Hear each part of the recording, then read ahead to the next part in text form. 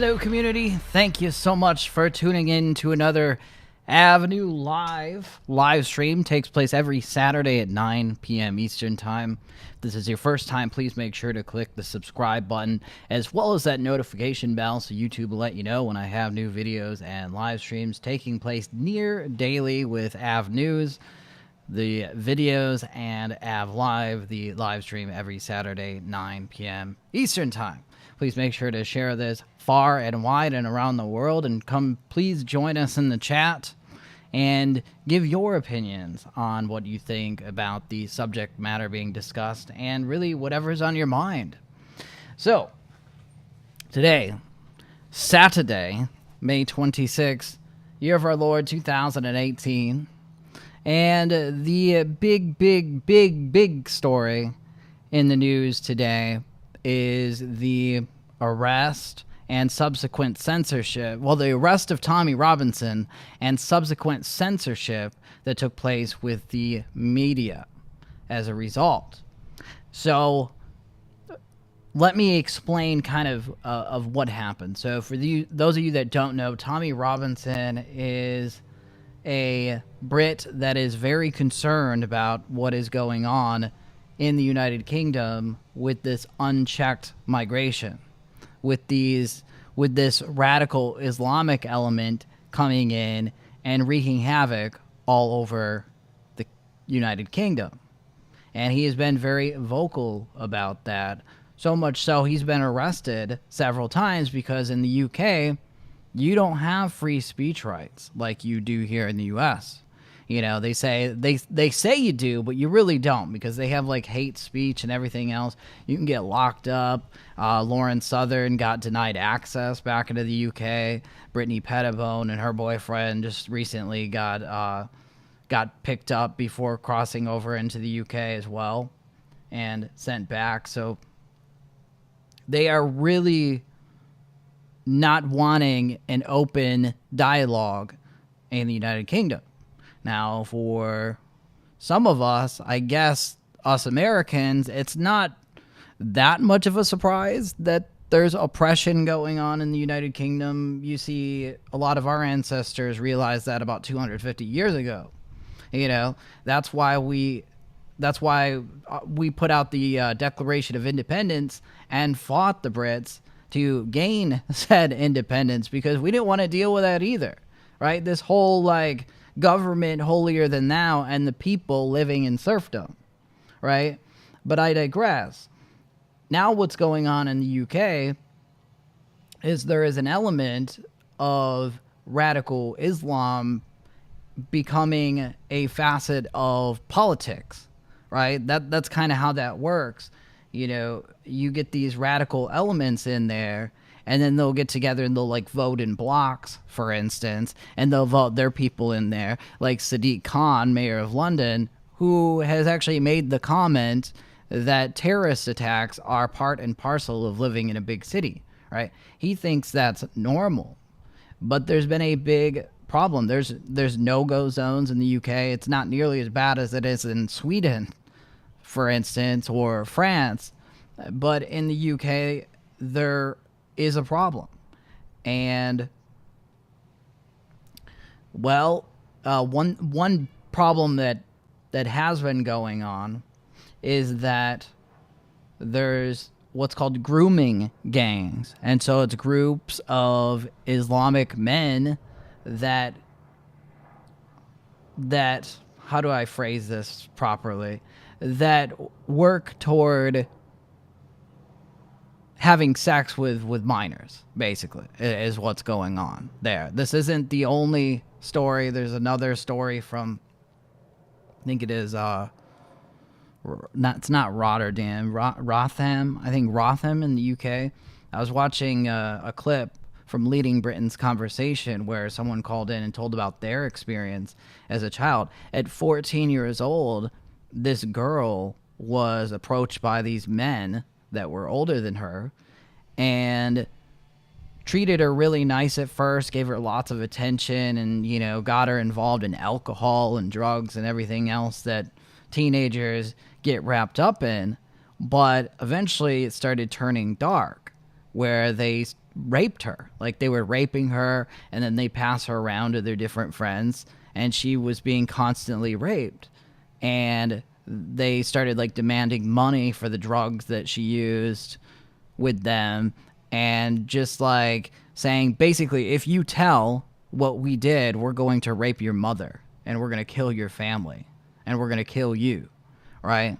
So eventually what happened in that particular case is this girl got around to speaking up, you know, talking to the police. But the police, as soon as they found out the ethnicity of the men, which was Pakistani, they didn't want to do anything about it because of this whole PC culture in the UK that you can't, how dare you describe Islam in anything other than a positive and uplifting light. So they just like made her feel bad and didn't go through with pressing charges against these men because of really how she described it, because of their ethnicity. And so she said, like, you know, for her safety, she had to leave the UK because she was afraid, essentially, that these guys are going to kill her. And she said it's not fair. You know, they're walking around free, and she can't live in the country where she was born because, you know, she's afraid that she'll die. So, I mean, that's just one story. So Tommy Robinson has been following this problem in the UK. It's not just with radical Islam. It's pedophilia is a big problem in the UK and around the world. But he's been following the radical Islamic element of it and going to court proceedings and reporting on, like, from outside, right? So today, I guess it was yesterday in the UK now, he was reporting on this case of 10 alleged child sex predators, and the police arrested him. And now I guess he's been sent. He was arrested before along similar grounds, again because the UK has some crazy rule, some crazy law where you can't report on a court case as it's going on. So they arrested him on that, and then I guess he was on some kind of probation because they had arrested him before for reporting on another court case. And they just sentenced him to, 13 months in prison for essentially just, you know, speaking out and actually reporting it. I don't even think he was, like, being insulting or anything. He was just, like, on a live stream reporting it to his followers, what was going on. And to add insult to injury, a number of news organizations such as RT, and I think The Independent and Breitbart London, they all had stories. There were like hundreds of stories up about Tommy Robinson being arrested. But what happened is the courts actually sent out a gag order saying that under UK law, you can't talk about this. So, you know, take down your postings. So Breitbart and everybody else that does business in the UK took down their postings, and it appears that Google tried to scrub from the internet what was going on. Unfortunately, it didn't work because, well, unfortunately for them, fortunately for us, right? Unfortunately for them, it didn't work. People used the Internet Archives to pull those stories back up. Gateway Pundit put out a number of stories. WikiLeaks actually commented on it. And let me show you WikiLeaks' tweet about what's going on here. Bear with me just a moment. You know it has backfired when WikiLeaks starts commenting on it. You know, let's see here. Man,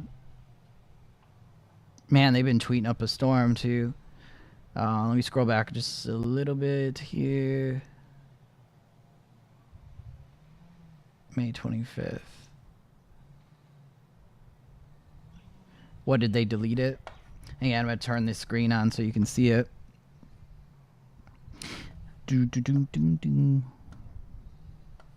Window capture and Twitter and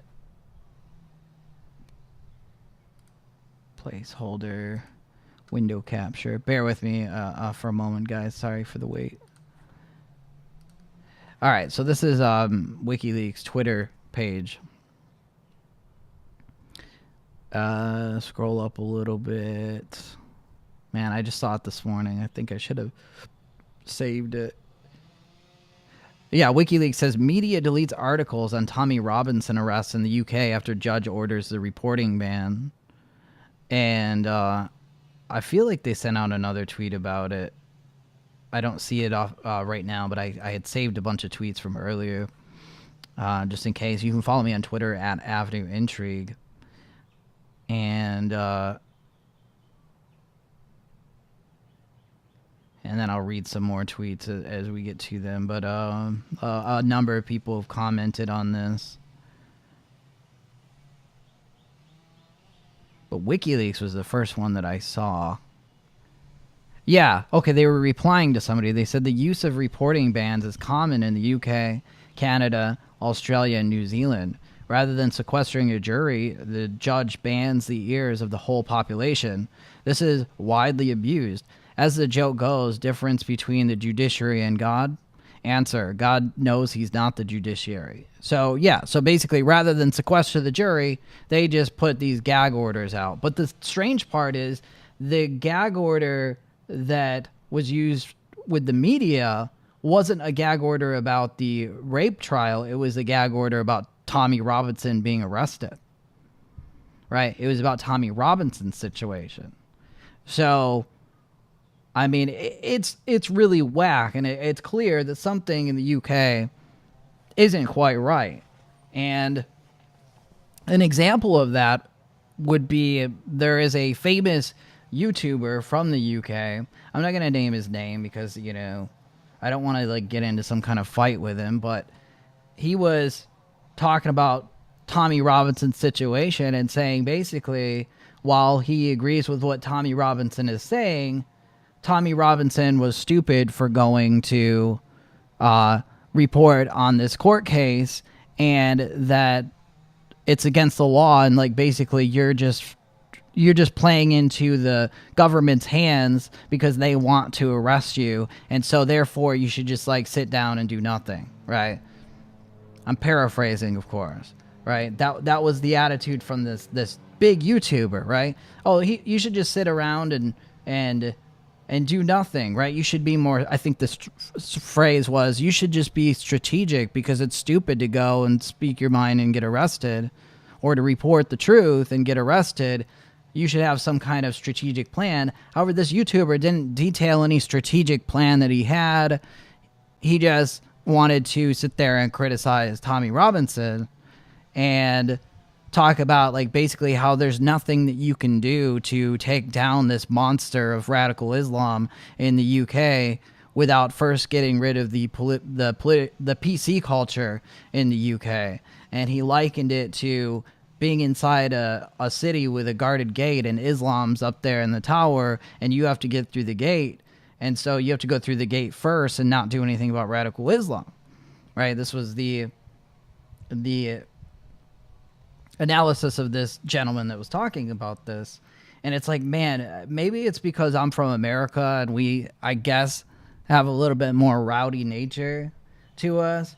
But yes, the front door, in that analogy, yes, the front door needs to be knocked down, sure. But also, radical Islam needs to be taken down. So why would you do one thing before the other? Why not shoot fireballs and ram down that gate at the same time, right? Fire and fury, hashtag fire and fury.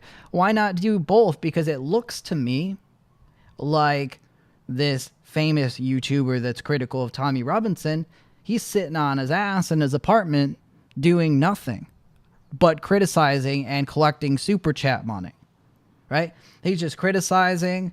He's not doing anything of his own. He's just criticizing Tommy Robinson. Well, I agree with him, but he shouldn't be out there. Well, maybe if you were out there with him, maybe if other people would follow him, you know, this famous YouTuber, he has a subscriber base of 150,000 people, right? That's huge for the UK, right?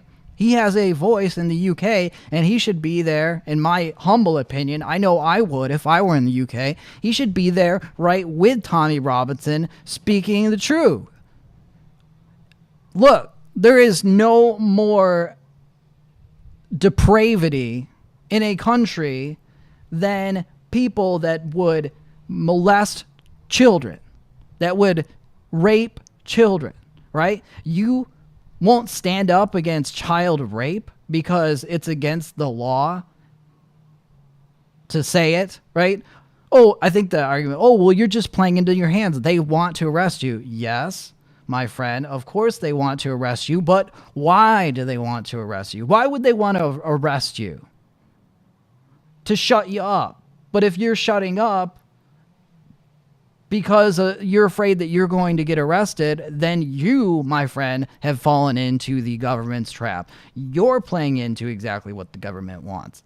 Tommy Robinson's out there doing something about it, and it's time, in my opinion, that Brits join together, like a lot have, and speak the truth. Look, government, it doesn't matter, because here's the honest to God truth on this, right? It does seem to be an attitude, by the way, that a lot of people have. It's like, I'm just going to dig my head in the sand and hope that the problem sorts itself out, that we're going to solve this problem by sending out quirky memes. That's going to somehow defeat this radical Islamic element, even though, that will never work, right? Like, you're dealing with the most fearsome force there is, and they fight dirty, right? It's like guerrilla warfare, right? I would point this out, right? Let me point something out here. 1770s, right? 1776, we declared in the U.S. our independence from Great Britain, right? We declared our independence. We said, you know what? We're not going to put up with this oppression anymore. We're going to govern ourselves. And we did. And you know how we beat the Brits? You know how we beat those redcoats? It was their attitude. They had this attitude where everything has to be done just so. And if you go outside of and then basically you can't go outside of the rules. So the colonists developed a guerrilla warfare strategy. You know what? Seriously, how we won? Britain wanted to just bring out everything, right? They brought their families with them. They were bringing their all their luggage and everything but the kitchen sink to go fight a war against the colonists, and following the colonists into the depth of the woods where the colonists picked them off one by one, right? Because they had this whole blasé attitude, right? This whole oh, whatever, we're the most powerful force on earth and we're just going to keep calm and carry on. We're going to keep calm and carry on and hope that this problem sorts itself out. We have such a much bigger force, and we're not going to change the way that, I guess that's the key part. We're not going to change the way we do things at all. And so what happened? So through some miracle, the colonists beat the Brits, right? And we became a country, right?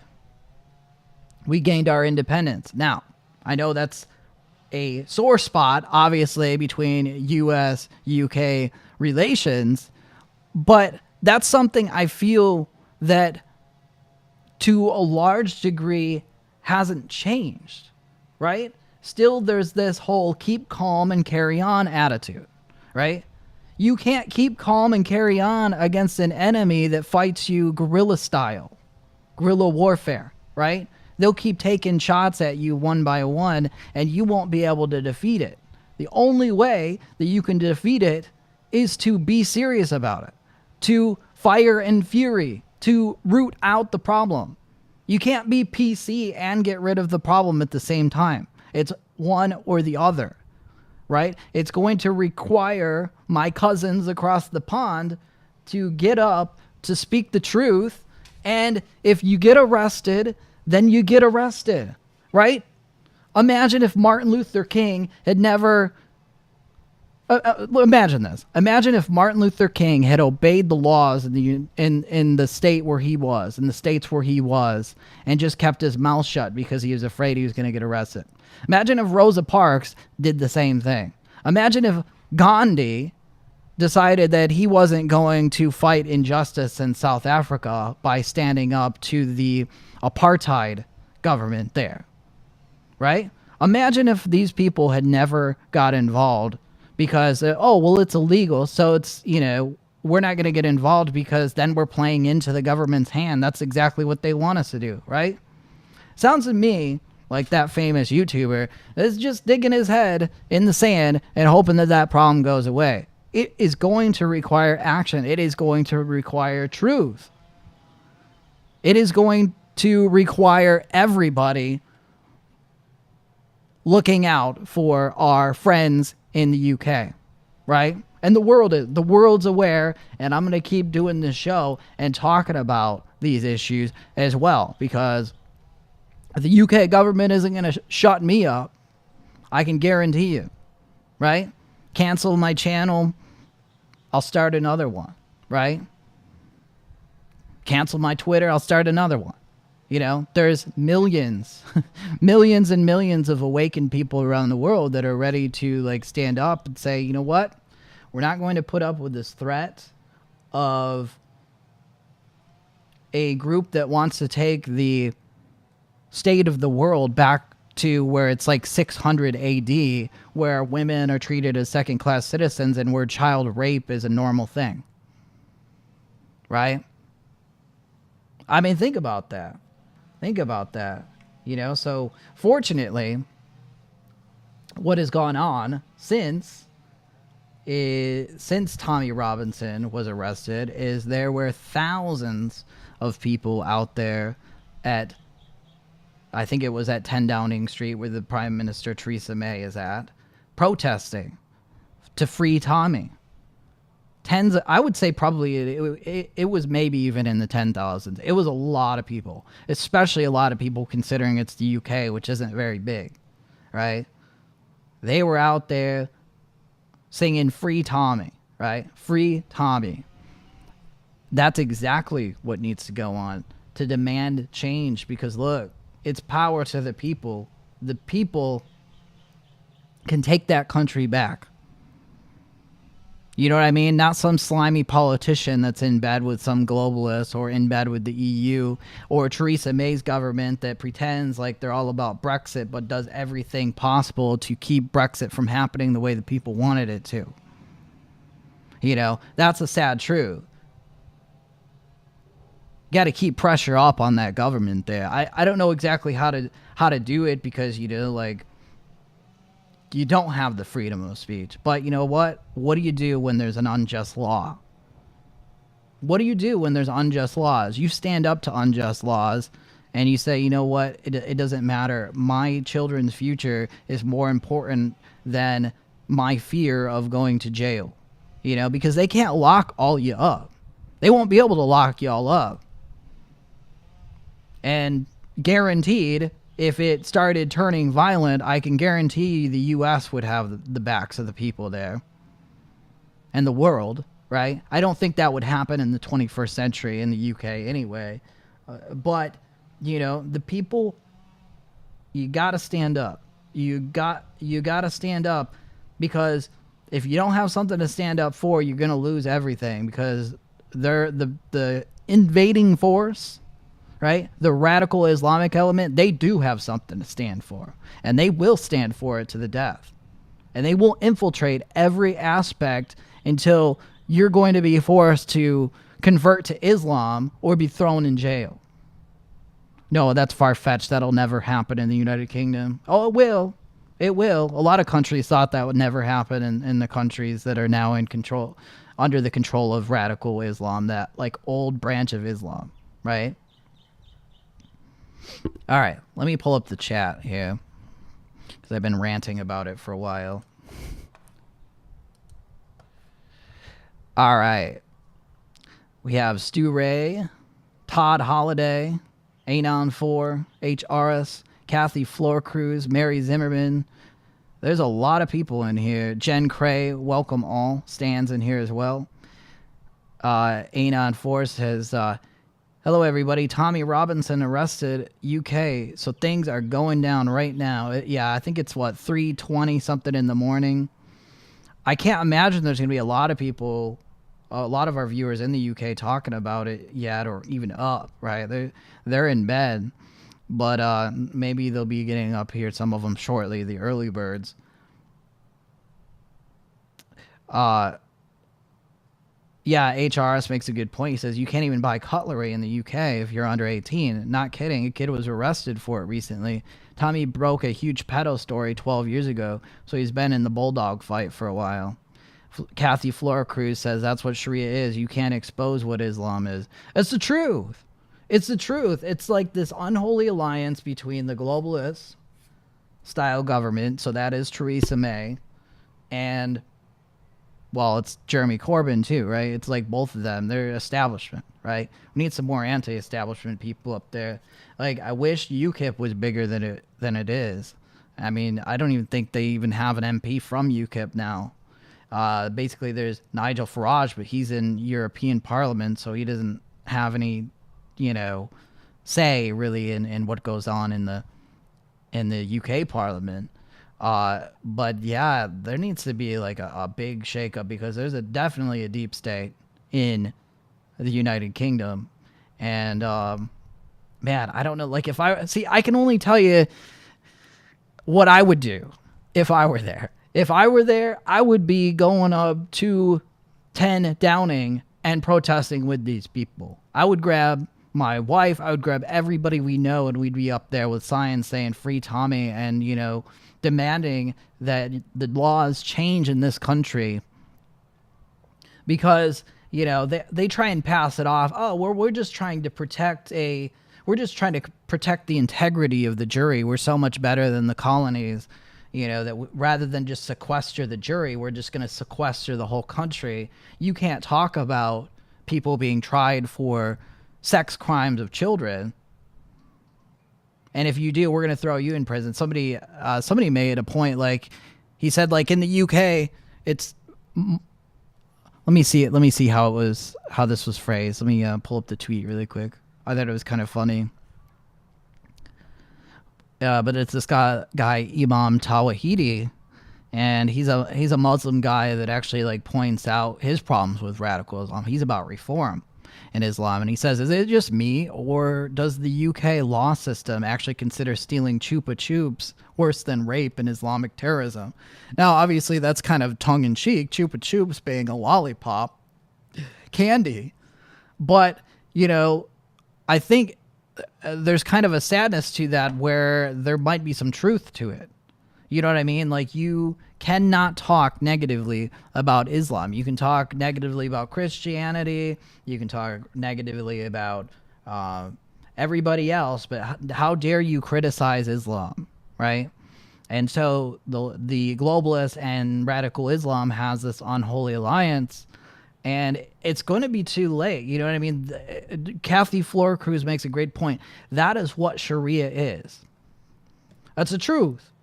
Go look at Saudi Arabia's laws. Look at the laws all throughout the Middle East, right? Go look at them. If you in the UK, if you are okay with that type of way of life, then by all means, keep quiet.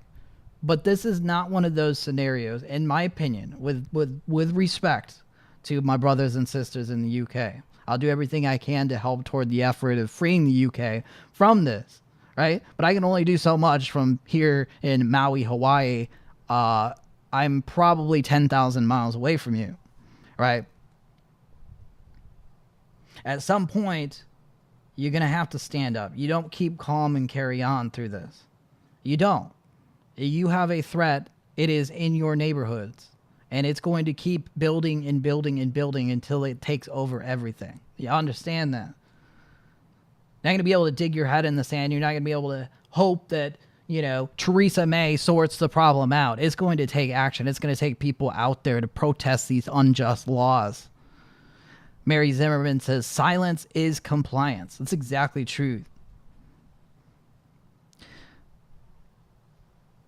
Todd Holliday says, UK needs to rally now for Tommy. Get him out of prison or burn that stuff down. Exactly. Jen Cray says, breaking, Tommy Robinson was attacked today by several Muslims in prison. I hadn't read that. I'm going to look into that in just a minute to see what was going on. Elizabeth Luker, welcome. She says, I seriously thought about getting a flight over today just to go to Speaker's Corner tomorrow. Exactly. Here's the thing, though. Like, okay, so in the UK and London, they have what's called Speaker's Corner. That's like the one area where, like, free speech is encouraged, right? You're supposed to be able to say, like, whatever you want there. But conveniently, it's not over there where it's not like right next to Parliament. You know what I mean? It's not over there by the government. It's kind of in the area, right?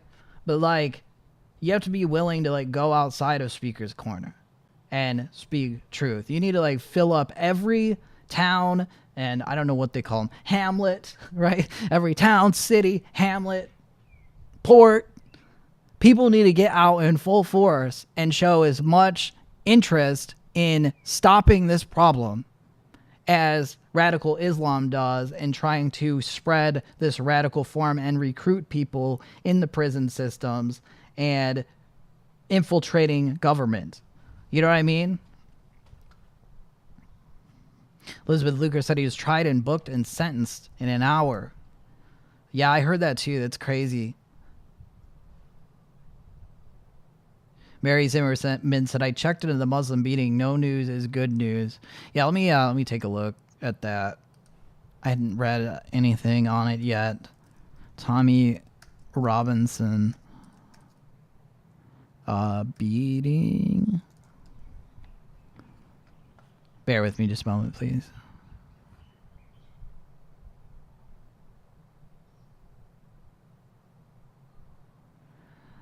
I don't see anything on it, but it could be media blackout or, you know, whatever else. But I mean, seriously, in prison they hate Tommy Robinson, right? There's a lot of radical people that hate Tommy Robinson and they try and recruit in those prisons. They get a lot of English-born people to join with them, right? This is a big, big threat.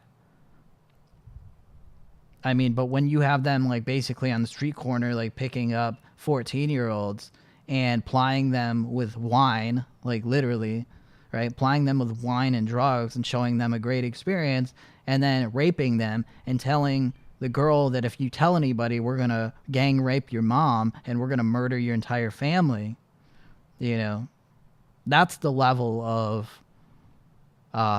evil that needs to be dealt with, right?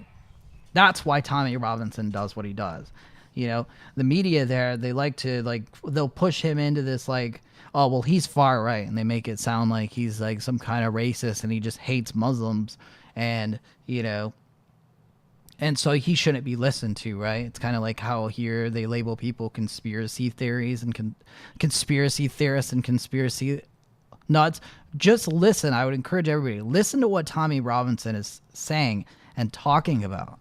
Like, he has mentioned that there is a book that's being passed around these more radical neighborhoods, and in the book it details exactly how to kill people, right? How to run them down with cars, how to build bombs and that sort of thing. And so, like, Tommy Robinson is able to predict exactly who did it before the cops are because he has the book, right? He, like, even shows in the book, here, look, just look at this book, right? This is what they're doing. This is what they're planning. He even, like, gives them, like, kind of intel information that this group right here, they're planning this, right? And the cops still don't do anything about it because I guess they don't want to look like they're racist, right? It's even worse in Sweden. It's even worse in Sweden. They don't do anything there. Like, Sweden's practically literally the rape capital of Europe right now because of the problem. And the Swedish government refuses to do anything about it. And I think in Germany, they were where they were having women getting raped at nighttime. Oh, well, don't walk around at nighttime. We're not doing anything about it. There's not a problem here. We're all about the open borders, but just don't walk around at nighttime. Basically, it's your fault, right? Craziness. Craziness. All right, let me pull the chat back up here. And I wanted to talk about some other stories. I know I've been harping on this one for a while now. YouTube.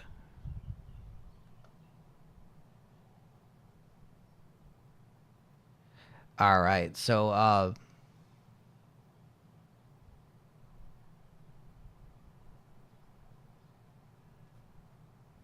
I don't know. There was talk about throwing acid in his face or something. I didn't see anything on that. I can't verify that at this point. Yeah. Okay. All right. So the next thing I wanted to talk about, this is kind of like shifting gears a little bit. We had my good friend Zach on last night. Him and I did an almost 4-hour long impromptu live stream about health and about man, all sorts of stuff, like pretty much every topic that you can think of in terms of like man's plight in life we talked about last night on that live stream. So I would encourage you to check it out. But we were kind of like getting into let's see here. I'm trying to think of how to word this. So we were kind of getting into this whole people trying to find their destiny in life, right? That basically letting go of fear and letting go of heartache and sadness and whatever else that's holding you back and being who you want to be, right? Who you were created to be and being like the creative you, like the best you that you imagine.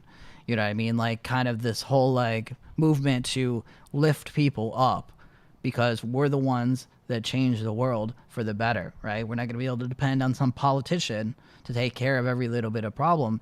The solution starts with you and I, right? And we might not be able to affect the entire world, but we can affect those around us. And that does affect the world in a roundabout way. So we were talking about that last night, and today I happened to be watching an InfoWars clip, out of all people, where there's this guy, his name is Michael Rotunde, and he's the 30-year-old guy that was evicted via the court by his parents. He's 30 years old. His parents had tried to help him move out in February, offered him $1,100 with a 2 weeks notice. He took his parents to court saying he needed 6 months and lost. Michael Rotundo, who's also a father, he doesn't have a job, and that's part of his reason why he isn't prepared to move out, according to him. At the same time, he says he doesn't have a job because he's focused on being a father, but he lost custody of his child. And he's told multiple publications in a few days that he's working on getting visitation rights back. So I guess in response, and I'll get into the Alex Jones interview in just a minute, but via Italian Kitchen, after seeing him speak on a number of news outlets, offered him a job to work for them. And so he at least has one job lined up. And they said in a statement that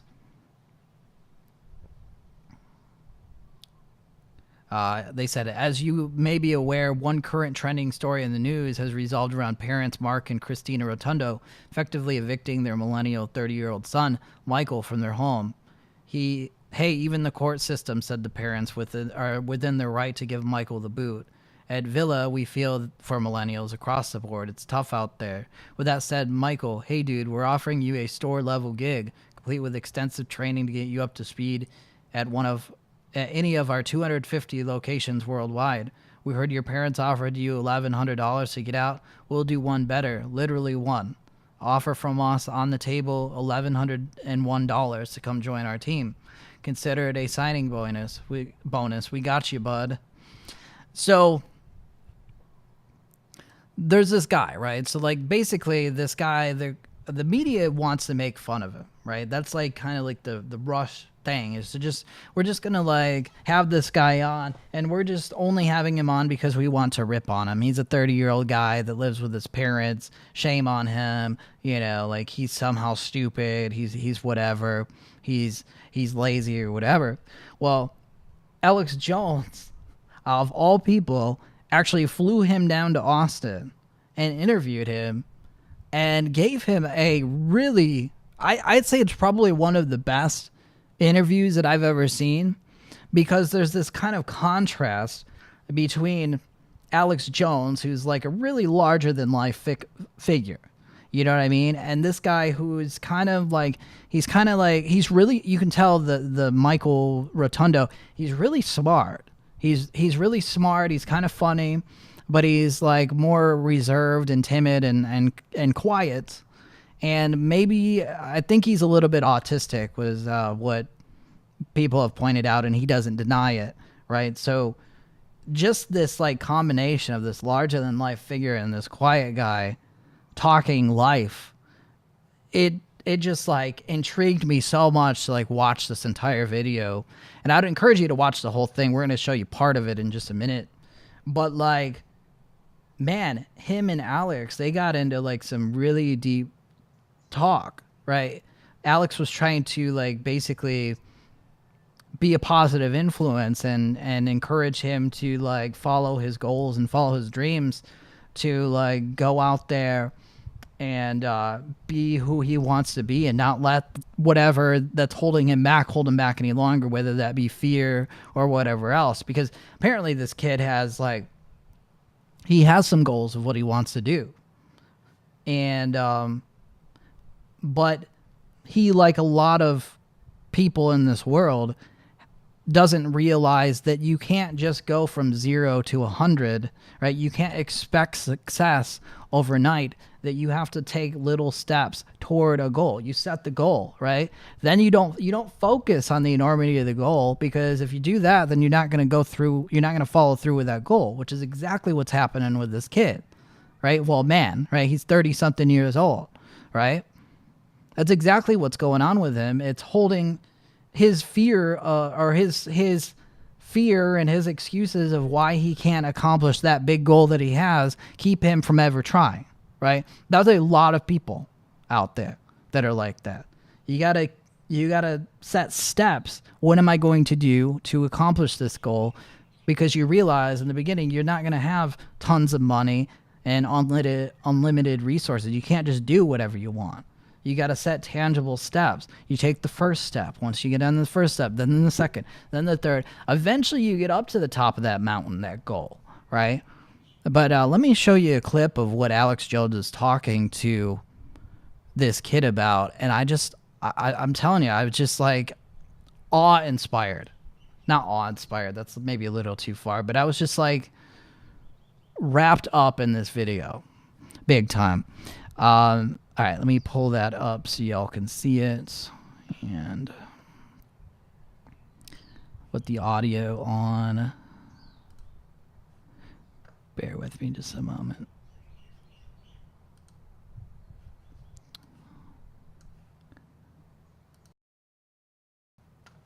And audio.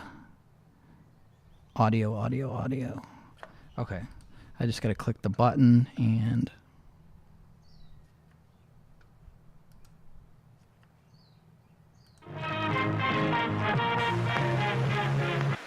Hello, boys and girls.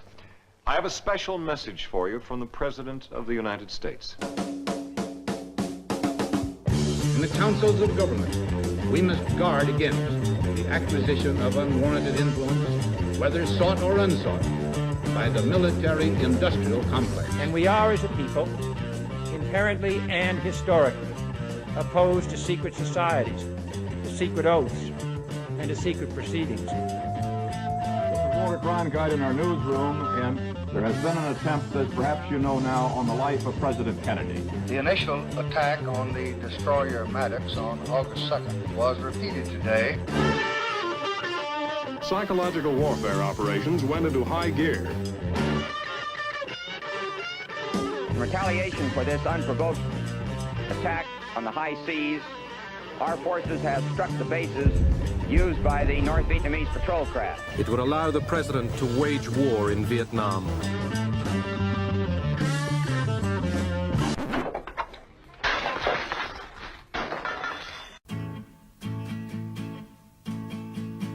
Just running scared.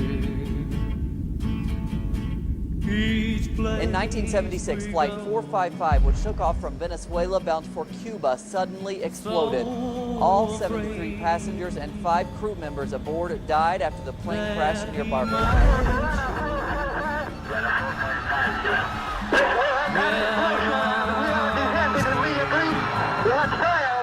William Colby has been missing since April 27th. His canoe was found washed up on the banks of the Wicomico River April 28th. He's missing and presumed drowned after an apparent boat. I don't have to tell you things are bad. Everybody knows things are bad. I've always felt the 9 most terrifying words in the English language are, I'm from the government and I'm here to help. He shots me. All right, what I'm is gonna- the Trilateral Commission? Hang on one The second. organization. Okay, I'm gonna try something else. I didn't realize you can't actually fast forward it, and from my video here, so I'm gonna try and play it from YouTube and see what happens. Let me just set the sound to.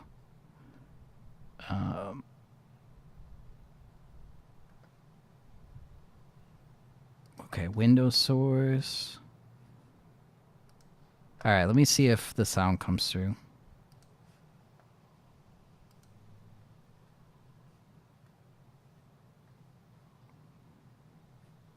Okay, I don't think it is coming through. Okay, all right. I just gotta tweak the sound really quick. Sorry for the wait, guys. Windows source.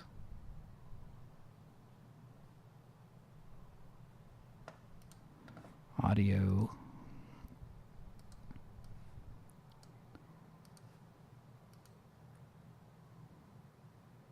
Windows source.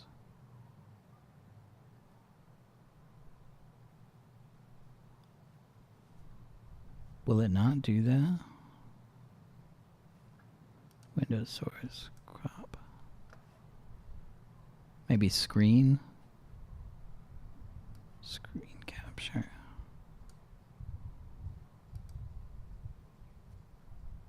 Okay, and then audio.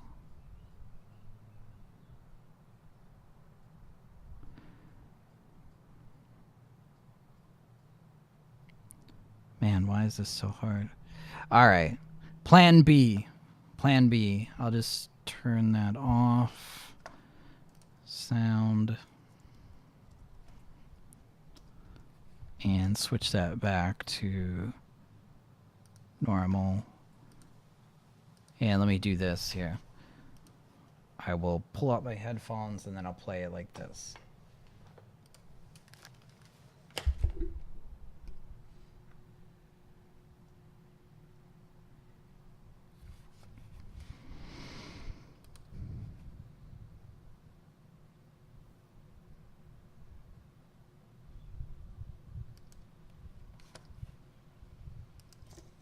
Sound. Gosh, this is a disaster. Always it's one problem after another. Okay. I personally have it. All right. Okay, here we go. I'm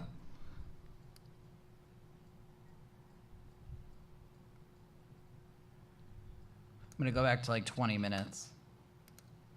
See, if you're on air with somebody, you don't have to get into your specifics. Yeah, I don't have the infrastructure to support the kind of thing that if I mention it on air, I describe it on air. So then you have to build another company that is in reality to then take the money to do the experimental thing. You can't always go to you can't go to 12th grade in the first grade. That's why I don't want to mention it. That's what I want to talk about. Well, no, but you kind of hinted at it. It's like legal advice.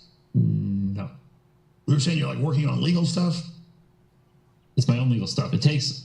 But listen, here's the thing. You have to say what your ideas are. Nobody's trying to steal them. I'm trying to understand this. What is the, just go past the fear. Go past the never getting here. What is the thing What is the business? Just in a generality. Tech. Information technology. Okay. Okay. And there are a lot of guys like you who aren't stupid but are kind of quirky who have tech ideas. So, well, I mean, in general, what's the tech idea? It's not really an idea. It's just it's an ideology. And so, what is the ideology? That the stuff that you get from me works. Oh, really? Yep. So like apps, or I mean, what is it? Whatever it is that I offer. That if you come to me and I can offer to you, and we go through with it, that it'll work. I know, but sometimes you have to work with the tools you've got. Like I told you, right? I had old 1980s editing thing that no one would use. I had a used $100 camera. I mean, I had these things. I had a Radio Shack, $100 mic is all I could afford, wireless. I got my cousin to go with me on the road, but it didn't matter. People saw what it was successful. That's what I'm telling you. Is you gotta play with the cards you're dealt, man. Right. And if you win at the lower cards, then you get the bigger cards. Right. You see, you don't go to here automatically. You got to go through steps. Like if you're going up steps to a place, you jump all the way 5 floors up right away? No. You do not. So what I'm telling you is, in life, you got to choose basic steps. And then you've got to try those steps. And if you fail, it doesn't matter because you're going to learn in the process. Mm-hmm. And just because you meet bad people along the way doesn't mean everybody's bad. Right. The bad people... That's how racism happens. Like if you're a black person, you run into some racist white people, you think your whole life everybody who's white's racist. Or if you're somebody like me, I grew up in Dallas, so I had black friends when I was young that were nice. Then I ran into black racists that attacked me. I didn't blame all black people because I thought it was just people, good people, bad people. But see, other people, if they don't have enough experiences, if they don't have the good experience versus the bad experience, they don't understand there's different things out there. You know what I've encountered? I've encountered black people who will not discuss racism because they do not believe that people who are not black can understand it, and it's fine if people who aren't black can't understand it. But I think that not sharing it is the wrong approach, and that's what I've encountered. I've asked African American people. That's true too. But listen, the thing is real, but it's projected. We have the government documents to make it worse. It's amplified to just divert everybody from everything else that's happening. In like the media or just 5G is going to kill 1 billion people in the next 20 years from cancer. Now tell me how the goddamn racism is important. 5G is going to kill 1 billion people. Mm-hmm. It's estimated. What does it matter what color your skin is? It's not that the race crap isn't going on. It's in the WikiLeaks that they project all the race stuff. Because that's how we're designed. We see each other what color we are. Right. We don't see radiation blasting through things, man. Right. But the globalists do. Do you understand? Right. Do you understand there is a scientific consciousness that is completely cold-blooded beyond anything you can imagine that is preying on you? And so as a man, you need to gut up and learn what that is and take the threat that's there and stop thinking by protecting yourself in a bubble and being real slow about everything, you're going to do anything. You're not. You're dying. You're dying. You're dying. I would personally, I think that the racism is more important than the 5G thing because I mean, if we die sooner from cancer, does it matter if we died sooner? Does it matter that we led good lives without hatred? See, this is the scrambled spiritualism I'm talking about. Okay. Do you understand that in China there are 100+ million people in forced labor camps right now? I haven't heard that specifically, but I've heard there's a lot of terrible things in a lot of different countries. Oh, the Central Committee, that's public. I personally haven't heard. They say Mao Zedong was responsible for 84 million dead. The Chinese do. Okay. That's in our CIA says 65 million. I don't know the true number. Mm-hmm. 65, 84, whatever. Do you understand that they're killing millions of Buddhists every year and Christians and selling their organs? I did not know that. But see, there's not this psychological fun because it's Asians killing Asians. So it's not as sexy as Oprah Winfrey and Roots. Okay. Some dumbass black guy going, with a bullwhip beating black people. Do you understand that industrial level human cloning is going on? I did not understand that. Oh, it's admitted. That's what I mean, brother. We're not in Kansas anymore. And they know that we are Christians and we've got guilt and we're the West. Even if we're not Christians, we have this ethos so that we're all worried about how we're bad while the whole system's moved on light years down hell. You've got to get past all this stuff. That's why I brought up the race stuff, because that's the new religion of the right and the left. That's all we worry about is it bad? How bad is it? What's going on? Blah, blah, blah. CNN's whitewash about thousands having their organs harvested. That's all BS. It's hundreds of thousands. I'm telling you, man, does anybody, it's not just America. The whole world isn't just stuff we had in our past. Mm-hmm. The Russian serfs were only freed like 130 years ago. Uh-huh. Could I have some more water, Emery? Yeah, we'll get you some water. We'll get you some water. Let's go to the shot over here. I'm not belittling. Let's go to the watch. Yeah, I'm not here, brother. I'm not belittling anybody's problems. Mm-hmm. But if 5G is killing us, we should ban it instead of saying, "What does it matter if we've had good lives?" Or is 5G like a new life form to you, a new thing? You act like it was a girl, like it's a friend. Like 5G is already massively increasing brain tumors and already killing people in every lab study. Personally? So what I'm at, so wait. Go ahead. If it kills us, it doesn't matter as long as we're loving. You could say, I would, yeah, that's kind of what I'm saying, but it's a little. No, I see what you're saying. It's very ethereal. Yeah. Just something neutral that kills us doesn't matter. But the human passion of people disliking each other for what color they are, that's paramount. I don't think it's going to kill us I don't think we need it either, the 5G, because realistically, the infrastructure that we have available to us. Okay, well, they're putting it in ubiquitously. Let me ask you this. What do you eat in a day? What do I eat in a day? I'm not perfect, I'm myself, but what do you eat? I eat a lot of beef. I like beef, so. Take vitamins? I don't. I try to eat vegetables, and I do. Well, you don't look unhealthy. I do a lot of unhealthy things, but look, I'm going to give you some things. There's also a plug here.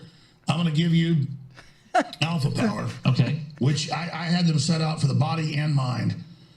Formula, the strongest. All right, guys. So, hang on one second.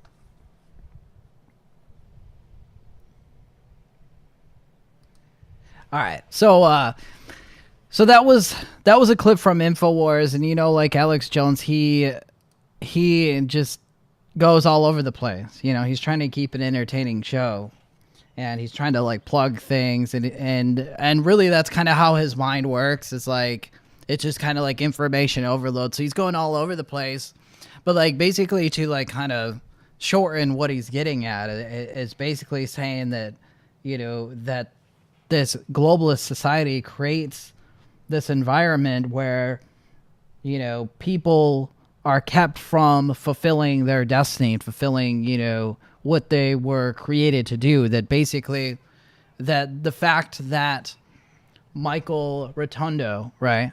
The fact that guy exists because, like his ancestors far back, right? They fought off all sorts of, they fought off invaders, they fought off disease, they had a fight to stay alive, and, they evolved, and throughout, I'm not making a case for evolution, I'm just saying, like, that from your ancestors to, like, get to here, like, you are created, first of all, you're created in God's image, you are one of his creation, and you have to realize that you have tons and tons of untapped potential, and you have a lot that you've inherited from your ancestors, and you have a lot that you've given to your son and stuff, and humanity is at like this point where we're becoming so advanced that there are people that have reached that door already, right?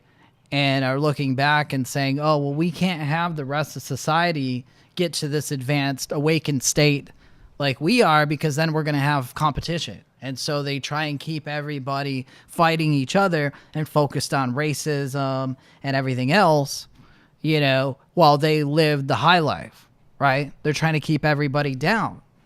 And they use these tactics, you know, and they try and put everybody into this box. And I was talking about this on the show last night with Zach. They put everybody into this box. When you enter elementary school, right, you're like 5 years old.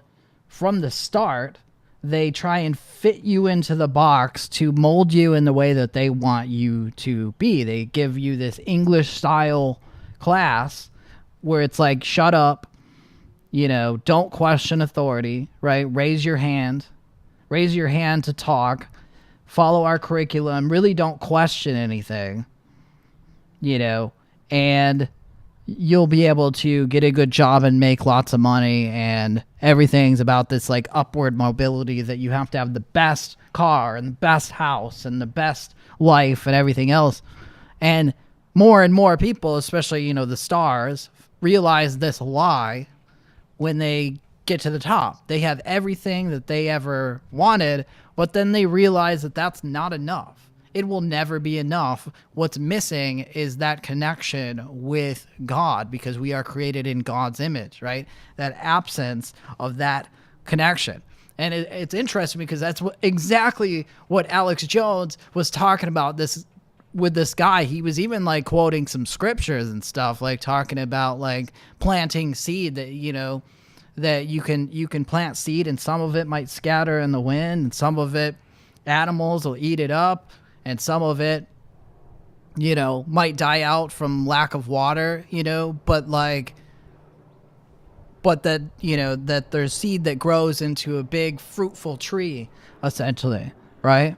And that's essentially what, you know, Alex Jones states as his goal. That's the goal of this channel too, is to like, you know, but I don't want to like, I try not to be so hyperbolic. I know why he does it, right? He's trying to keep people interested, right? But, you know, that's exactly the difference, is that awakened people try and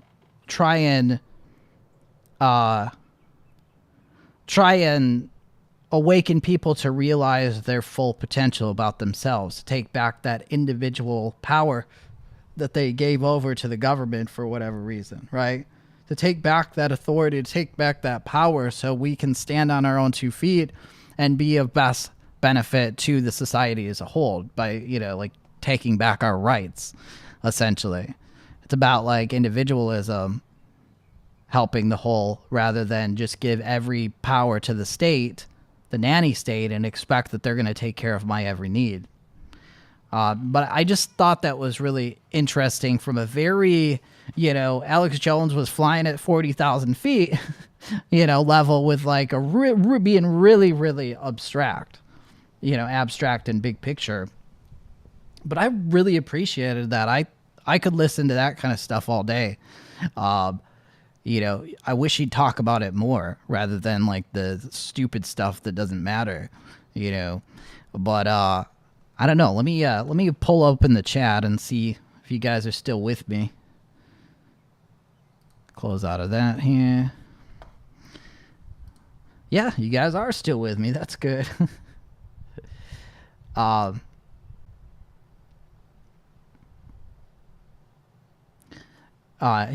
Hugh Rex says, people can go out tomorrow and start making movies to better their life. They can do it right now. That's what this interview is about. There are too many 20-somethings that blame their upbringing for why they are so helpless and living at home. It's a big problem. So Fox made this greasy character to scare some sense into them. Yeah, and that's kind of the thing, too. It's not just with millennials. That's something that has happened with much of society.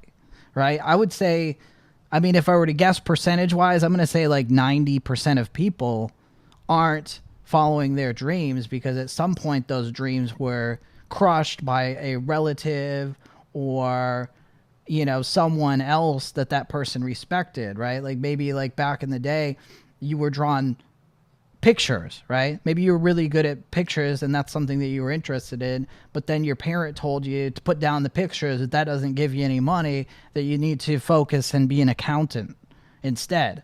And so you have like someone that grew up, they followed the rules, they went to college, they became an accountant, and they make good money, but they hate their job. They hate what they're doing, right? And the money isn't going to bring happiness, right? And you know, and so I think that's kind of the lie, is that they tell you too, from 5 years old and up, money is going to bring you happiness, that your value is completely dependent on what you do in society, whether, you know, like top people are doctors, lawyers, and scientists, but if you're a janitor, that you're somehow like lower than, right? Or if you are a housekeeper, that you're somehow lower than other people, right? That's the kicker. Like, that's the Babylon system. But one thing that young people, well, it's not just young people, again, it's like everybody, they run into this. They look at a goal and they're really excited about this goal for like a day and a half, right? This is what I want for my life. Okay, here, I'll use this as an example, right? Maybe it'll come to pass. I'm going to use this as an example. I want to go to Israel, right? My wife and I are actually going to Japan in September, but I actually want to go to Israel. You know, like all these, you know, videos and everybody's going to Israel. I kind of want to go to Israel, but I'm in Hawaii and it costs a lot of money to go to Israel. Now, if I really decided that that was something that I was going to do, I would set that as a goal, right? And I would be really excited about it, right? Most people would be really excited. They set the goal that they're going to go to Israel in, I don't know, April, right? I'm going to go to Israel in April. I'm so excited about it. And then 2 days later, they realize, oh, wait a minute, that's going to cost X amount of dollars. Can I get the time off of work? You know, there's going to be all these little problems. Other people are going to be telling them, oh, no, you can't go to Israel. Aren't they firing rockets over the border there? Isn't it a dangerous place? Right? And what happens is a lot of people just look at the enormity of that goal and just give up. It's too hard for me to do that, so I'm not even going to try to do it, right? I was excited about it for a couple of days, but I'm not even going to try to do it because it's just like so overwhelming, right? Same kind of thing with, let's say that you are 55 years old and you were interested, all your life you've wanted to play the guitar, right? All your life you've wanted to play the guitar, but your parents that were like super conservative and hated rock and roll, it was the devil's music, told you that you couldn't play rock and roll. And so you went into adulthood and you played everything by the rules, but you're kind of in your 50s now and you're like, man, I kind of wish I would have learned to play guitar. Brothers and sisters, it's not too late. The good news is these days you can go on YouTube and you can learn pretty much anything that you want to know, right? Don't let someone telling you that you can't do something stop you from doing it, you know?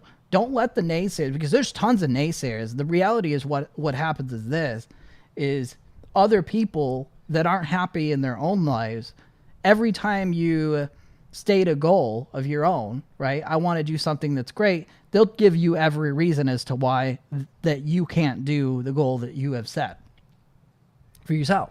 I'm telling you, there's so many naysayers out there, but it's really them unhappy with themselves, right? Well, I can't do that goal, so therefore I'm going to tell everybody else that they can't do that goal because that's how I feel about it, right? And so that keeps a lot of people from going and following through.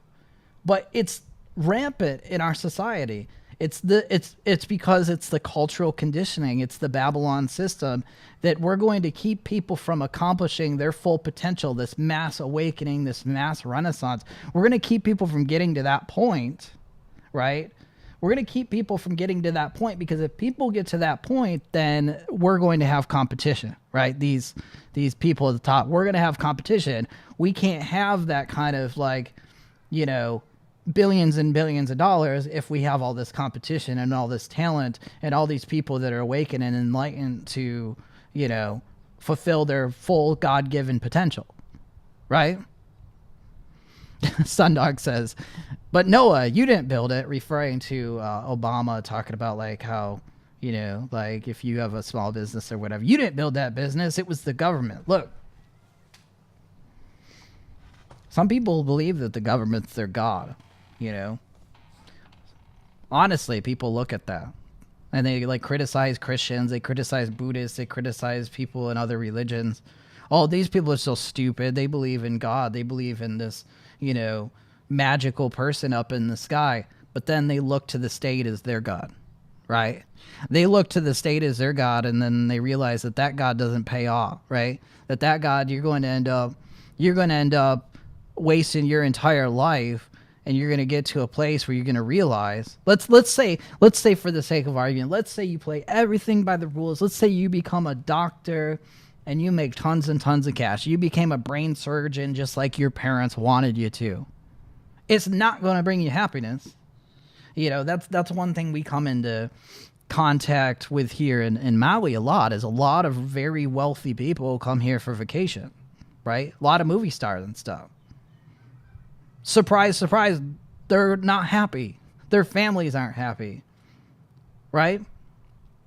You'd think they're at the top of the world. They'd be super happy. No, they go through the same problems that other humans do.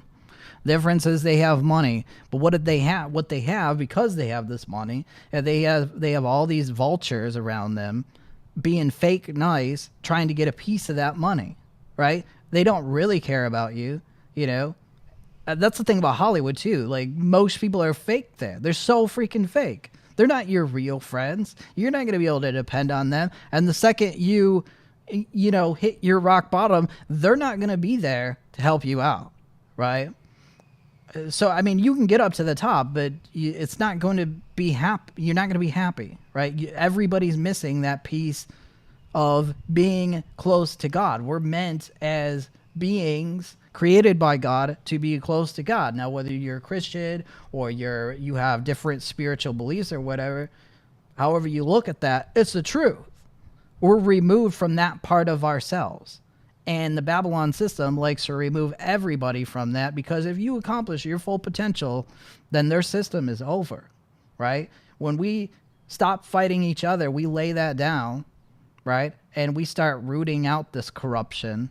We take care of this child sex predator problem that's going on worldwide. We start questioning laws that are unjust. We start creating the future that we want. The establishment, the Babylon system, cannot stand. You know what I mean? And so, like, I think that's more important than focusing on just all the bad stuff. Yeah, the bad stuff happens, and we need to be aware of the bad stuff that's going on, right? We need to be aware of the tricks of the enemy, but realize that it's the change starts with us, right? Donald Trump, he might be able to do a little bit, right? But he's one man, right? He's one man up against an entire swamp, right? It takes effort from every bit of us to, for instance, to get out there. If you're a data hound, you know, go and look and dig for information and put that out there, because then people like me can look at the information that you've dug up and can report on it, and we can get the word out. Our friends there in the UK that are feeling just completely frustrated at their government, feeling completely powerless, guess what? They have allies. They have their cousins here in the United States of America and around the world that are going to stand up for them. Don't be afraid to take that step, you know, because, again, if you don't have something in this life to fight for, then what do you have? What do you have left?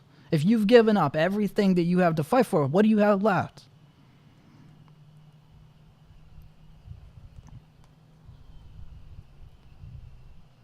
All right, let me read some of these comments here. I know I've been going on kind of a rant about this, but you know, I felt it important to talk about after I watched that, because it's weird. It's like so similar to what I was talking about last night with Zach.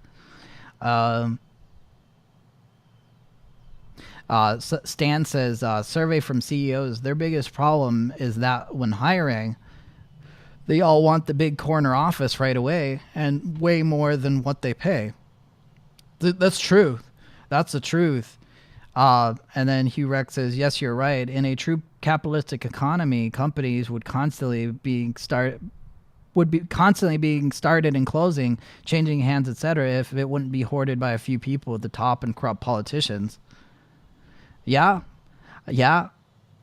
I feel you there. Look, that's this whole thing with corporations too. The government, first of all, allows corporations to exist. So you create a corporation, I'm not responsible for the company that I am responsible for doing business with, right? So like legally, I can just make irresponsible decisions and take on a bunch of debt with my company, and I'm not going to be financially liable when stuff hits the fan and my company has to declare bankruptcy, right?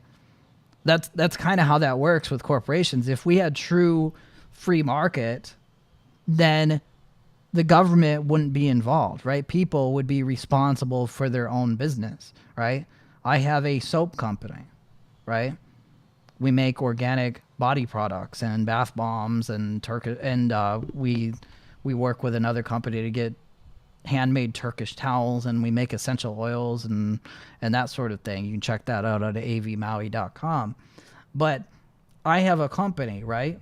Now, can you imagine if I wasn't responsible for the products that I was making, that I'm just going to give you guys the cheapest quality products possible like everybody else is doing? I'm just going to give you these artificial dyes and, artificial scents that can lead to cancer and whatever else because I'm just interested in making a ton of money and screw everybody else and screw everybody else's life, That's not right. But there's a lot of companies that do that. They don't care. They care about the money.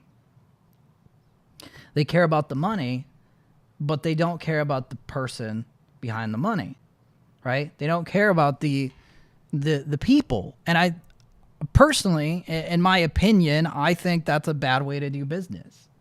That's a terrible way to do business. I'm trying to think of an example. Somebody brought up I think it was on Crowder. I was watching an episode of Louder with Crowder, and they were talking about slavery and how the North, when they got rid of slavery, but the South kept slavery.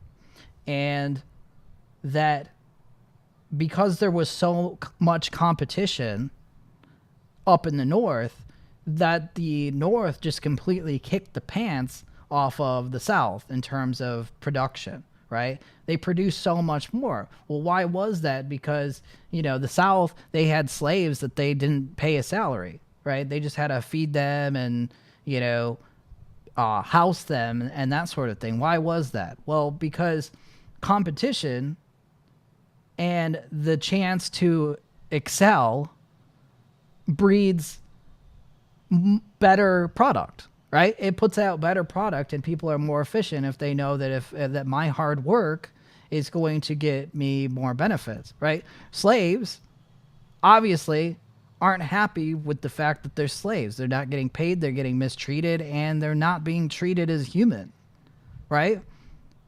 So productivity suffered.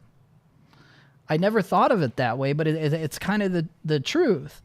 And if you take a step back at our current economy, we still kind of have that whole, people don't own people, right? You don't own people anymore. But what's really the difference? You have a lot of companies that treat their employees like peons, right? You have these companies, they bring in tons and tons of money, tons and tons of profit, and rather than pay their employees well, they would rather just send that money overseas where they can keep it in a tax haven indefinitely, or give golden parachutes to their CEOs and stuff, right? But unhappy workers lead to bad products, right? You're going to have horrible inefficiencies. You're going to have really low morale in the workplace, and there's going to be all sorts of, emotional problems and everything else with the employees. And a good company realizes that We need to put out good products that people love and come to respect and trust us for, and we need to make sure to take care of our employees. We need to make sure that our employees, they make a decent life for themselves and that they can buy our products, for instance, right? Like Henry Ford, he decided when everybody else was working, like 60 hours a week, he was like, you know what, after like 40 hours, these people get like super tired and everything gets horribly inefficient anyway. Why don't we just pay them the same amount and they do a 40-hour work week? And so this 40-hour work week was built, right? And the whole thing with Ford is we want people to be able to make a decent living, and we want people at Ford to be able to buy our vehicles so they can have pride in the products that they put out. Hugh Rex said the North used slaves to build the infrastructure of the North and then denounced the South for slavery, rightfully so, but the North won because they had infrastructure like railroads. That's part of it. That's most definitely part of it. There's, it's a lot more to the Civil War than they teach you in school. That's for sure. They try and tell you, oh, it was just about slavery. Oh, no. It was a lot more. Like, slavery to the North was, like, secondary. You know what I mean? It was just like, oh, well, slavery is a bad thing. But, yeah, it had to do with industry. It had to do with a lot of factors.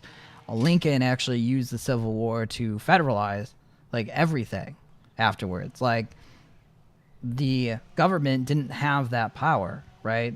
If you look at this is part of the disconnect. If you look at the Constitution, the forefathers set it up so the states were basically the country, right? The states were the feds. The states made laws for themselves. The only reason for the federal government was for defense of the United States and for disputes that had to do in between the states, like trade, right? But what happened when Lincoln came in, and yes, he freed the slaves. Yes, there was the Emancipation Proclamation, but there was a lot more going on there. He created these corporations, federalized the railroad, federalized the currency, right? And that was something that back then they were saying that's unconstitutional, what you're doing. And state banks too. That was another thing. State banks, the states handled all the money. So we had this like federal currency now. We have this federal railroad. We have the Civil War, which was really just a dispute of a lot of those things, right? The South wanted more what we agreed upon in the Constitution, right? When the South came to the table, they helped draft the Constitution, right? And back in the day when it was hard to travel, right? So like the Southerners coming up to Philadelphia, wherever else where they were working on the Constitution, the Northerners had a completely different way of life than the Southerners. They had different accents, they had different customs and everything else. And so you had like people in the North disrespecting people from the South and making fun of them. And I'm sure it probably equal hostilities the other way. So like they agreed on this Constitution and they agreed on this alliance because they shared a unified cause to, we want to get rid of the Brits, right? But we also want to not have war, so we're just going to work on this together. Well, what happened is the North started, doing things that were more toward the federalism side, and Lincoln certainly did, right? And the South didn't want that. The South was about states' rights. Now, yes, slavery is an aspect of that, right? Yes, slavery is an aspect of that, but it's kind of like secondary to the people, the politicians, right? They just use that. They're like, oh, well, the South has slaves, right? The South has slaves. Yeah, we had slaves too in the North, but we got rid of most of ours. The South has slaves. They're evil. We're good, basically. But yeah, there's a lot of factors that went into that. You could talk about that for like days. Hugh Rex said Lincoln said it was about conserving the Union. The South said it was about states' rights. That's the truth. And if you look at it to this day, it's kind of like along similar lines, isn't it? Like a lot of those southern states are red now, which is about less government, more state rights, right? And And a lot of those northern areas are about federal government in control of everything. Hugh Rex says Lincoln wanted to send the slaves to Liberia. Some of them went, but most stayed. Lincoln freed the slaves, but he didn't want them in the U.S. after. It was an excuse, kind of. I fully believe it. You know, like, we put Lincoln up on this pedestal, but I look at it like, you know, I'm not any, like, John Wilkes Booth supporter or anything like that. You know what I mean? I'm certainly not. It's interesting. I have, like, kind of a history with the Civil War. My family's been here for a long time. I had ancestors that fought for the Confederacy, and I had ancestors that fought for the Union. So, you know, I guess I see, like, definitely there's multi-factions, multi-sides to this. But most definitely after Lincoln, things changed big time. And that kind of got started. Like, this mess that we're in now wouldn't be a mess if we would have just stuck with the Constitution, right? Slavery could have been dealt with a different way, I think, personally. And probably should have been dealt with at the foundation of the country. But, you know, I can't go back in a time machine and change that. And, you know, as much as I'd like to slap some of my relatives. Right, Sundog says, no federal banks. Oops, sorry, founders. Yeah, exactly. The founders of the country were extremely libertarian. And if you look at the Constitution, it's super libertarian. It's about individual rights. It's about states' rights. It's about small federal government. It's about no federal bank. You know, no federal currency. And when it gets to that point, we have a right to take that out. So, you know, in a way, if you look at it that way, the South kind of, like, followed the Constitution. You know what I mean? And when we were done, when the South lost, the North just federalized, well, even during, federalized a lot of the country and just took complete control. So the Fed has way more power than they should. And we talk about how, like, Lincoln's some great Republican. He's not a Republican. He was a rhino. He was a rhino. All right, I'm done dissing Lincoln. But, yeah, Honest Abe was a rhino. All right, I digress with that. What else did I want to talk about in the news here? A couple other things to talk about. Let me pull up Drudge and refresh myself. There was this big news from Kim Jong-un camp after the president talked tough and said, you know what, we're going to cancel this thing because you guys are ripping on our vice president, and it's in everybody's best interest to just, you know, call this June 12th meeting off for now. And president left the door open for a meeting in the future. You know, all this is part of the art of the deal too. You know what I mean? Sometimes you got to be willing to walk away from the table. And I told you guys last week on Av News, don't worry. This is just part of the negotiating process. And sure enough, president walks away from the table, and then North Korea is like, you know what? Actually, we're ready to meet at any time. And in order to salvage this, Kim Jong-un just met with President Moon of South Korea, and let's see here. South Korean President Moon Jae-in said Sunday, so they're a day forward of us, that North Korean leader Kim Jong-un had reaffirmed his commitment to the complete denuclearization of the Korean Peninsula and looks forward to meeting with President Donald Trump on June 12th. In the latest attempt by the two Korean leaders to keep their recent engagement efforts on track. And the president, by the way, repeated such as well. The president was like, yeah, I think that, you know, the media is saying that we can't still do the June 12th thing is fake news, implying that probably that June 12th date is going to be the date. So hopefully, knock on wood, June 12th in Singapore, Kim Jong-un, the Marshal Kim Jong-un, and President Donald Trump meet face to face, and I don't know. It'd be interesting to see how that goes. I would like to be the fly on that wall, I guess. I'd love to be there. Maybe they'll just, like, duke it out. Maybe they'll have a boxing match or something. Or Let's see. It's Korean, right? So Korea, are they, they're, is it jujitsu that's Korean? I gotta look that up. Hang on. Jiu-jitsu.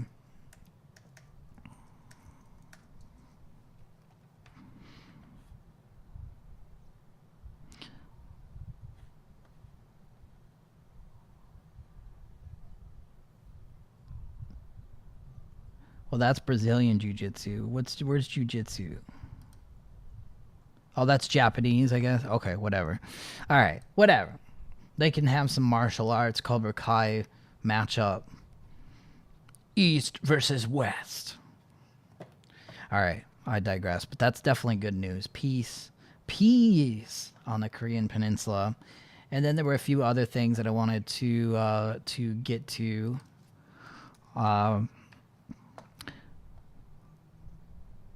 We talked about Harvey Weinstein yesterday on Av News. Oh, yes. The president announces the release of the American hostage that was held in Venezuela on firearms charges. He is from Utah, and he was there with his wife. And this article will not pull up, but I had reported on it last week as well. He had put out a cell phone video, an emotional plea to the president to please get him the heck out of there, that like basically he was being wrongfully charged, and he just wants to be there for his wife and his kids and be a good, be a good father and husband to them. Well, he was released and met up with the president and met up with his family just today. Let me see if I can find you some pictures of that. Utah man, Venezuela. You got to shake the president's hand, and yeah, here we go. I'll show it to you. To read full story. Oh, I don't subscribe to Wall Street Journal, so they won't let me read the full story. Do we have some other stories on this? I kind of just want to show you some pictures. In-depth, WLS, TV. Oh, let me pull up The Guardian, actually. Okay, here we go. Click on that. All right. Trump hails release of Utah man jailed in Venezuela for 2 years. Utah man and his wife, who were held in Venezuela without trial for 2 years, were on their way to the U.S. on Saturday, family members, Senator Orrin Hatch and Donald Trump said. In a tweet, Trump referred to Joshua Holt as a hostage and said he would welcome him to the White House later on Saturday, which, by the way, he did, and I'm still trying to find some pictures. I guess I'll just pull up Google Images. Yeah, here he is shaking the president's hand. Got to meet up with his family. He is one happy camper. So good on the president for getting that taken care of, and I guess Secretary of State Mike Pompeo may have had something to do with it. As much as I'm not a fan of Pompeo, he is the Secretary of State, so I'm sure he was involved in that. But yeah, that's really, really good news. This guy can get home to his family, not be imprisoned without charge. Julian Assange, speaking of prisoner without charge, he's held up in the Ecuadorian embassy. I think it's going on 6 years now. And there's reports that he's about to be evicted from the embassy any day. They've cut off like all contact. Like he can't have any visitors or anything. I think the only people that are allowed in is his attorneys. And so like UK, the police have stepped up their presence outside the embassy, expecting that he's going to get evicted, and they're just going to scoop him up and arrest him. Adam Schiff was like talking about wanting to arrest Julian Assange, and so they can question him, essentially. So interesting thing going on with that as well. What else was in the news here?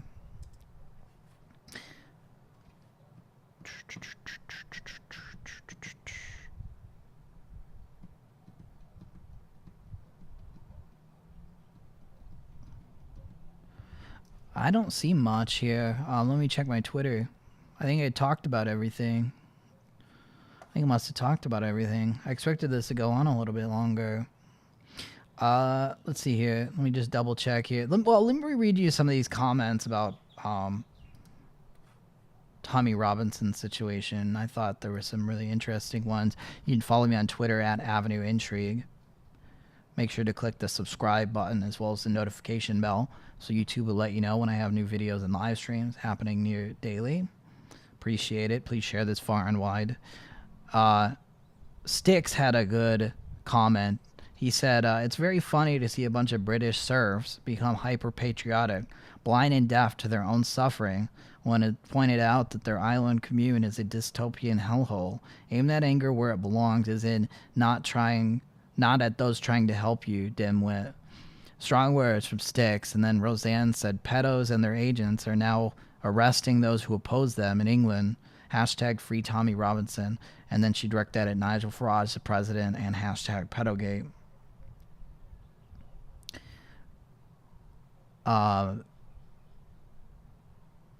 Speaking of the Italian election, by the way, I talked about this earlier in the week, that basically the outsiders have now taken control with Prime Minister Giuseppe Conte. So basically what happened is the outsiders, the left and right, joined together because they're sick of what's going on in their country and their establishment, and they want to see change. They joined together. They did what governments fear the most. They joined together and they appointed their own prime minister, Giuseppe Conte, and he's appointing his, I guess, like cabinet right now. But I guess the current president of Italy has to approve that. They have a president and a prime minister, and they share different roles. The president has to like approve, like basically who's in the prime minister's, I guess, cabinet, if you will. And so they had chose some more outsiders, and the establishment president isn't liking that too much. But this journalist, I've been following her just since today, Alessandra Bocci, at Elisa Bocci. She says, before the Italian election, the liberal media, fascism is rising in Italy. After the Italian election, the liberal media, barbarians, insurgents, ungrateful beggars.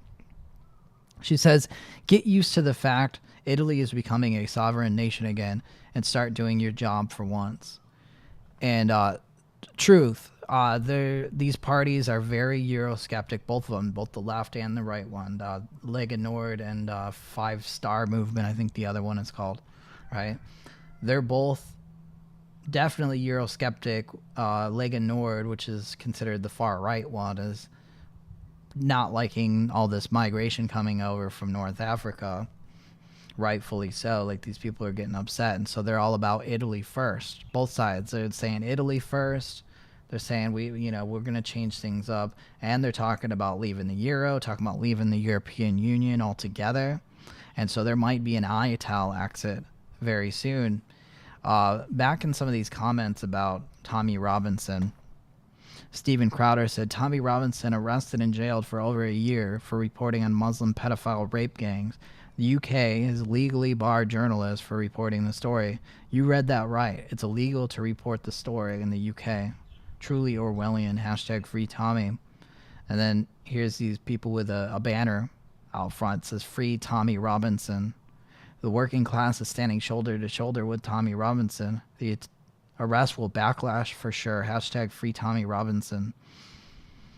And then I had posted this video, which I'm not going to play, but just follow me on Twitter at avenueintrigue. Rotherham sex survivor. She was talking specifically about what happened to her. I guess it was at the age of 13. I had said 14. So 13 is when the abuse of this rape gang started. They just groom children, and they tricked them, and then they raped them, and then they threatened them. Stefan Molyneux said, many grooming gang members will spend less time behind bars for systematically raping young girls than Tommy Robinson will for simply reporting on their trials. And this was the scene from 10 Downing Street earlier. I know it's not very big. I can't make that any bigger. But yeah, thousands of people outside 10 Downing chanting, hey Tommy, and free Tommy.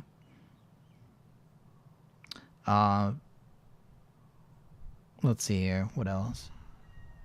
This is just some more footage of that. Just massive crowds gathering at the gates. Of course, the mainstream media points out that one person had a beer, so they make them like they're drunken hooligans rather than concerned citizens.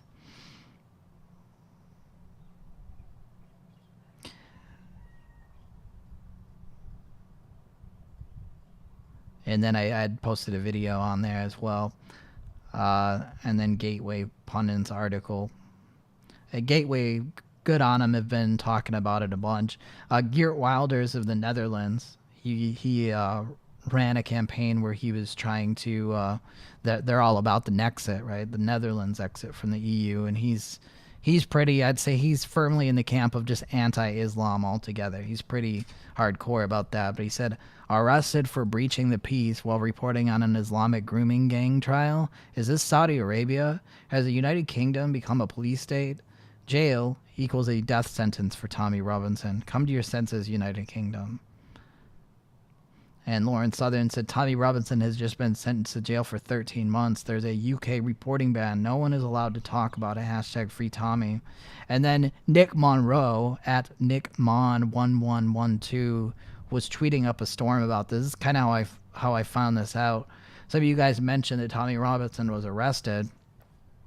And at first, like yesterday when I found out about that he was arrested, I didn't think much of it because, to be perfectly honest, Tommy Robinson is always getting arrested because he's willing to stand up against this. So I was like, okay, Tommy Robinson's been arrested again, whatever. But yeah, they sentenced him 13 months, and I think more so with the gag order to the media is what just made this injustice 10 times worse than it should have been. So like when you hear that popular YouTuber that I was talking about that just was making fun of Tommy Robinson and saying, well, you're just falling right into their hands. Apparently not, because it backfired big time. Now everybody's talking about it. And while you were sitting in your flat doing nothing, this has traveled around the world and everybody's covering it up and saying hashtag free Tommy. But yeah, interesting stuff. Let me go back into the chat one last time and see what people have to say. Thank you all for watching, by the way. Let's see here.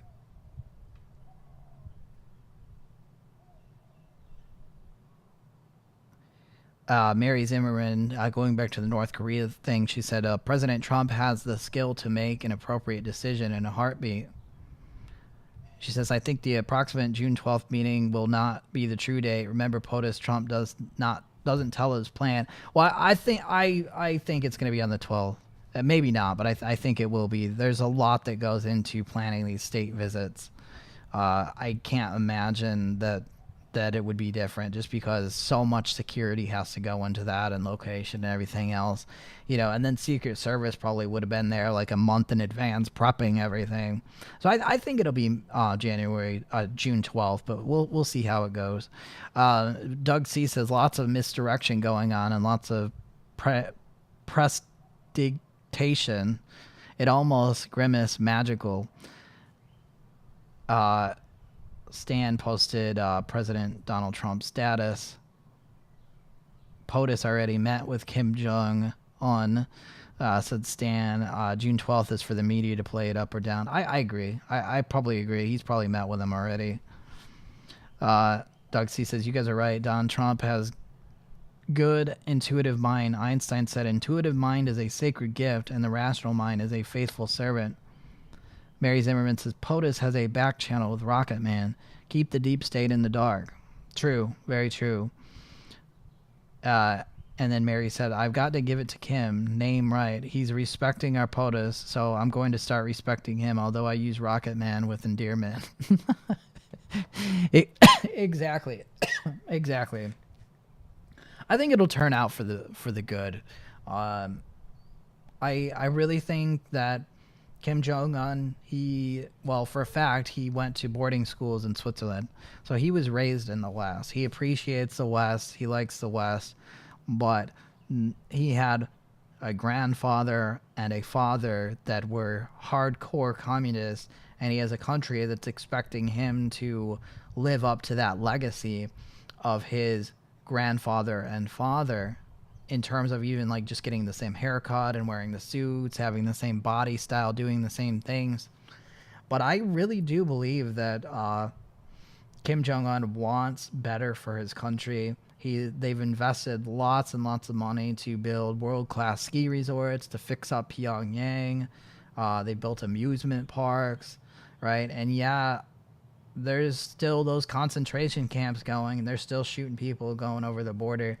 But they also have this black market going on inside of North Korea. The communist system failed a long time ago. So to make money, people have had to go and get stuff from China, and they sell it within the country. And so they've been picking up South Korean DVDs and flash drives and everything else. All this stuff considered contraband, but they haven't been able to stop this flow of information into North Korea. And the North Koreans are realizing more and more that this is all one big giant lie, that they're told that everybody else outside of North Korea is suffering, and it's, you know, because of capitalism, and that like communist North Korea is like the best place on earth. They're finding that's not true. More and more people are trying to escape the oppression. And so, you know, they've gotten more hardcore about people leaving. But, you know, I hope that Kim Jong-un is coming to his senses. You know, he wants better for his country. He wants Pyongyang to be the next Paris. And maybe he's realizing that, you know, you don't get that by threatening to blow up who you would want to be your allies, right? Who you would need as an ally in that endeavor. You know, maybe as he's growing up, he's realizing, you know, what he can do with his authority, and saying, you know what, I don't agree with these, you know, top military people. I don't agree with these old fogies that are, you know, wanting us to be like hardcore authoritarian communists anymore. And I'm going to do things my way because I want better. And, you know, the old way is not working anymore. So, you know, fingers crossed. It is what it is. But, yeah, I think I'm going to go ahead and wrap it up. I would encourage everybody.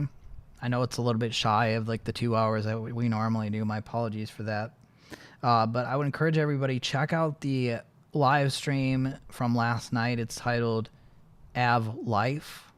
That's my health brand, AVELive Live, which I interviewed with my good friend Zach, who's in Thailand.